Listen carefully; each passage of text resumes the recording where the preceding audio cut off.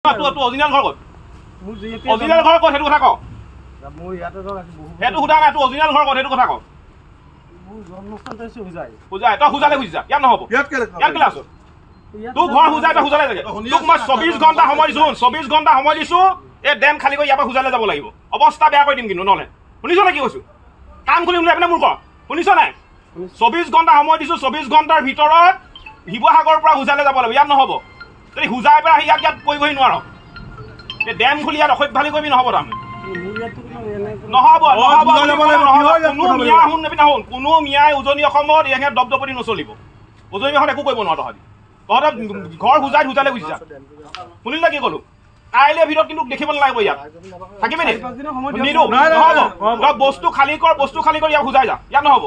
Warning দি থৈ কৈছো, last warning দিছো আকৌ। পিছত কিন্তু বেয়া নাপাবি আকৌ। হয় উজনি অসমৰ পৰা প্ৰত্যাগমন কৰ, নহ'লে কিন্তু তোক আগতেও কৈ গৈছো। আমাৰ ল'ৰাটোক আগত কৈছিলে, ই কৈ গৈছে তোক কৈছিলে সেইদিনাখন। তোক কৈছিলে নাই? শুনি ল, তোক সেইদিনা কৈছিলে তই কি কৈছিলি? কি কৈছিলি?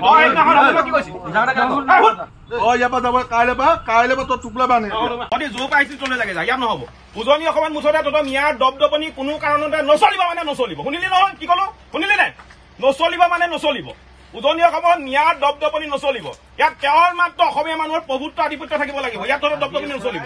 আৰু তহঁতে যিমানখিনি মিয়া আছে উজনি অসমৰ যাব লাগিব। তোৰ বাপেৰক কবি, ইয়াৰ পৰা যাবলৈ কবি। লাষ্ট ৱাৰ্ণিং দি থৈ গৈছো।